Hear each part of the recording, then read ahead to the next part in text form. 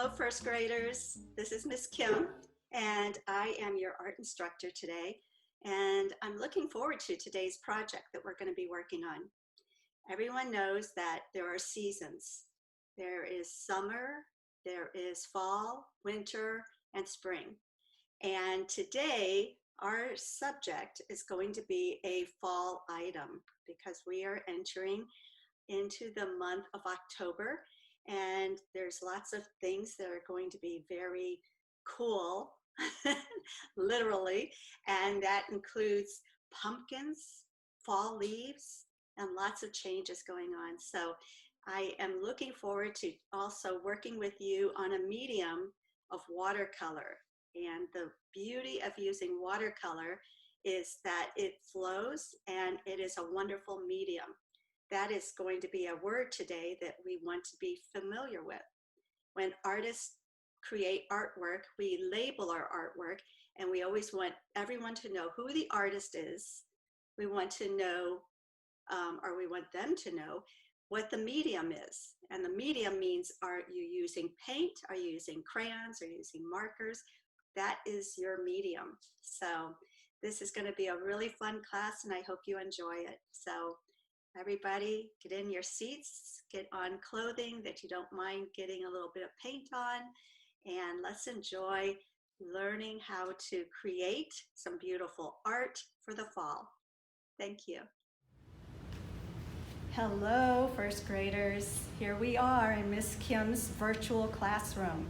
So, today we are going to create a beautiful fall leaf, and that's going to be requiring that you have watercolor paper, and you're going to need watercolor paint, and you're going to need crayons and a black marker. So we're going to go ahead and begin. And also, when you have watercolor paint, don't forget to have your water, because the water is going to be very important for the paint's flow. So let's begin. Let's talk about medium. A medium in art, a lot of people know medium as between small and large, and then you have medium.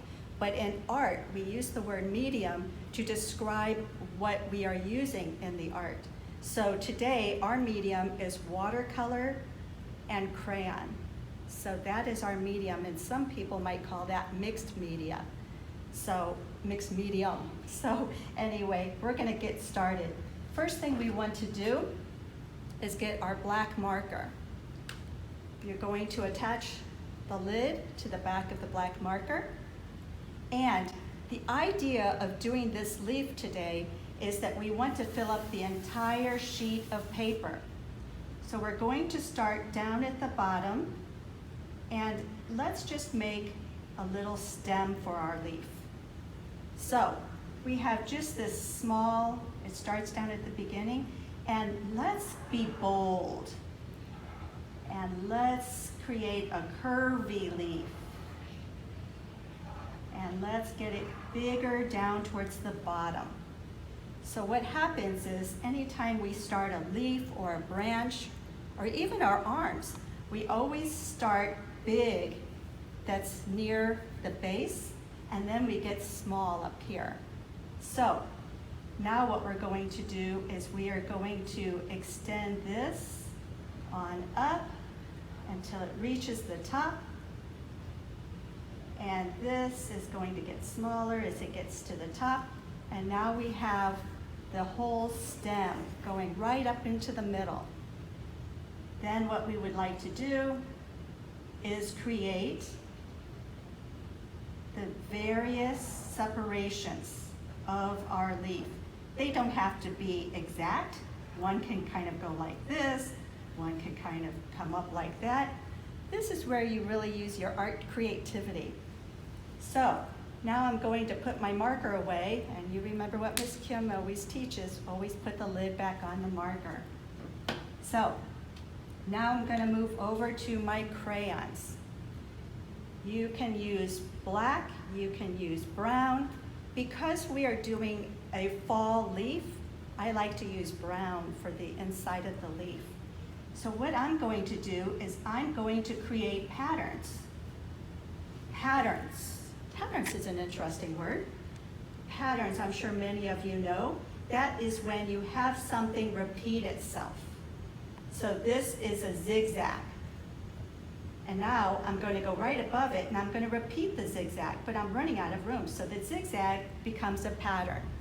In here, maybe I want to create a pattern of circles. I am repeating the circles. They don't have to all be the same size.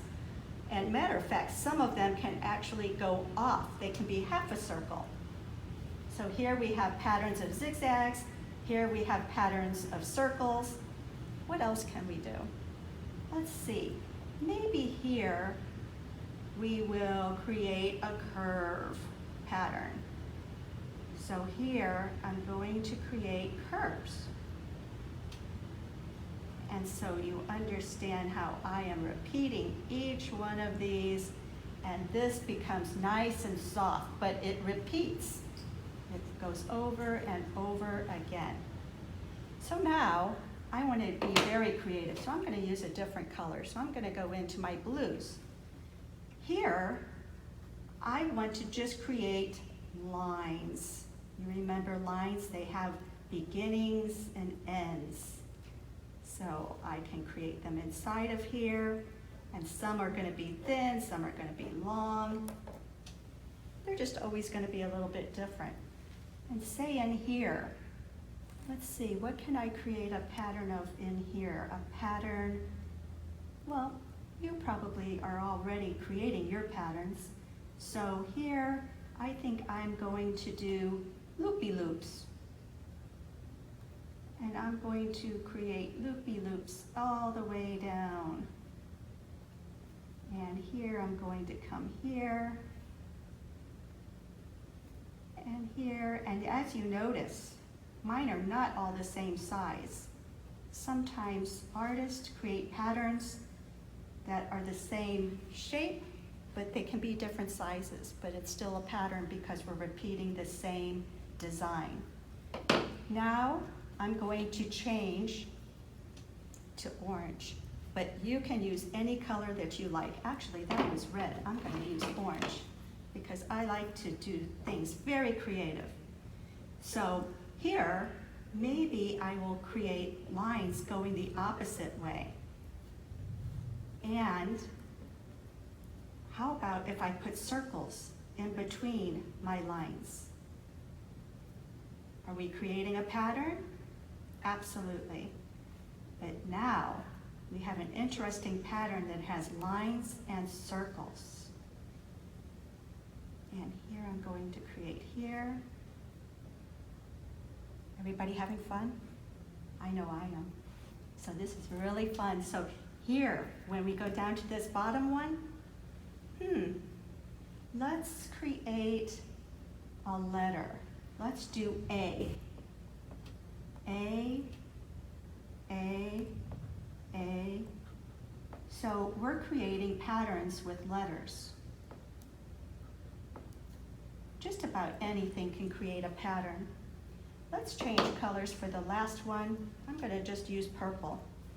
Let's think, what else can we do? We've done shapes, we've done lines, we've done letters, and let's see, how about, let's write down our names. I'm writing down Miss Kim. You can write down your name, but what I'm going to do is repeat it. Miss Kim, Miss Kim, Miss Kim. And that is a pattern. And then I'm just going to repeat that M there. So now we have words, we have lines, we have circles, we have zigzags, we have curves, we have loopy loops, and we have letters. So now we have a design leaf. Now we have to turn it into some really creative art.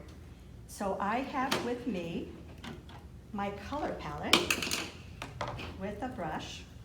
And what I want to do is, before I begin using watercolor, I want to go into my water and take my brush, and I want to wet, I want to wet right in here. So this is one way to use watercolor. You wet your surface first, and then you would go into your watercolor. I'm going to go into my bright orange, and I'm just going to fill that area because it is already wet. Now, I definitely want to clean my brush before I use the next color, because sometimes watercolor gets really messy, and if you don't clean your brush in between, you might get your orange into your yellow, get your orange into your brown, and then you have the colors a little bit polluted and you don't get that pure color. So I am now going to do a different method. I have wet my paint instead of my paper. And this actually is mixing in with my leaf. So what happened was and if I add more water, look what happens. It gets lighter. And actually, all around this leaf, we can actually use water, and black marker actually has blue and green in it. And so look at how pretty this is. Just by adding water, I have blurred the outside of my leaf. And wow, I hope you're getting the same results I'm getting if you're playing with your leaf like I am right now. Because look at what happens. And what I'm going to do is I keep wetting. Now I'm not using anything. This actually is just taking the ink from the marker and spreading it. It's getting pretty fun, huh? There we go. And here, I have to make sure my tape is sticking. So, now I'm going to rinse that off again. And I'm actually going to use a different brush because I want to get larger areas. So now I'm going to go into blue. And I'm just going to come over here.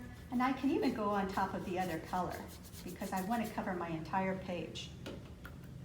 Then I'm going to go into a light orange, and maybe I'm going to fill in here. Now, if you are doing this and doing this as I am doing it, you'll notice that the watercolor goes right on top of the crayon. The crayon is made out of wax. So what it does is what we say, repels the water. It won't let the water get into it. It kind of protects itself. So here, we have the crayon just kind of floating in that watercolor. Now I think I'm going to use a little bit of purple. Actually, it comes out a little bit blue, and that's okay. And then I'm going to come over here, and I'm going to clean my brush again because I want to use a different color. I think I would like to use brown. Let's use a little bit of brown. Oh, that turned out really pretty. Then I'm rinsing my brush again. This time I want to use a little bit of a reddish color. Oh, but it comes out pink. And it looks a little purple, right? The beauty of watercolor is that it's really independent. It does whatever it wants. The watercolor is really fun. I love watercolor because I like that independence. Look at how independent that is. And if I come over here, and look what happens when I take the yellow and I go up into the blue. Kind of turns a little green, right? So when you're working with watercolor, you have to be patient, and you have to be adventurous. When you're working with watercolor, you're a very adventurous, courageous artist. So now I'm going to actually use a deep green in here, and that becomes really, really nice. I'm going to rinse again because that keeps my paints all pure and clean. That way I can keep using them and I can do more art projects. So there's a green. I don't know, it doesn't really look as fall as I would like it to. I think I'm going to use a lot more orange.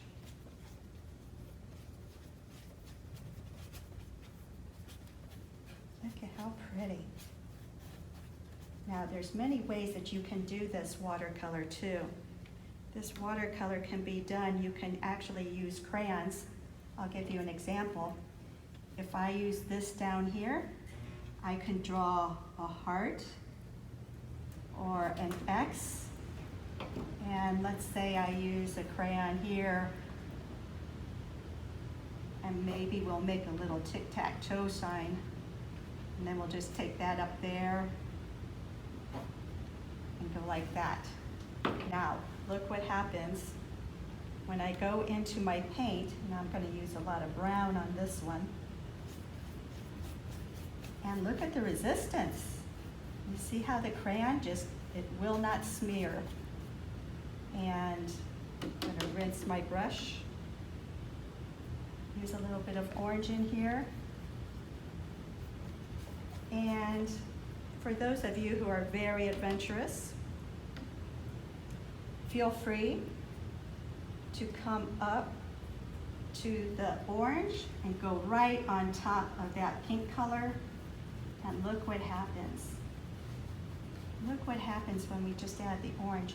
And if we want more fall colors, we can add orange in here because of all those pumpkins all of you are going to have soon. And we're just going to add that in there, and that changes our palette a little bit. Now we're getting a little bit more of a fall feel. I'm going to rinse my brush, and now I want to use a yellow ochre, which is kind of a brownish yellow. And I'm going to come over here and go right on top of that blue. And I'm going to come back down here. And this is my art, and I assure you, your art doesn't look anything like mine, and I think yours is going to be much more special because you have created it. So you decide on the patterns, and each piece of art really represents you as an artist. So I'm really excited about this project. I hope you're enjoying it.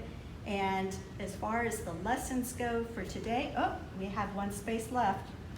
I want to make sure that we finish all of this, and I hope if you are not finished, do not rush yourself and don't worry about finishing before or after anybody else. Every artist takes a different amount of time, and no artist is the same, which is the beauty of art. So this is a watercolor, is actually watercolor, crayon, and marker. So we have mixed mediums. So we have some beautiful colors here, and I hope that yours has some incredible colors. You can do any colors you want, and it's important that we learned about patterns today. And let's see, patterns and medium. I think that covers our lessons for today. Hello again, first graders. Well, this concludes our class, and I hope that you were happy with creating a leaf with all of these unique patterns, and I hope your patterns are really cool and a lot different than mine, because I really would like for them to express who you are. So I would love to have seen some of your projects, but I'm sure your teachers will enjoy seeing your work as well as your parents and your family. And I hope that you enjoyed using watercolor. It's one of the really fun mediums that I enjoy.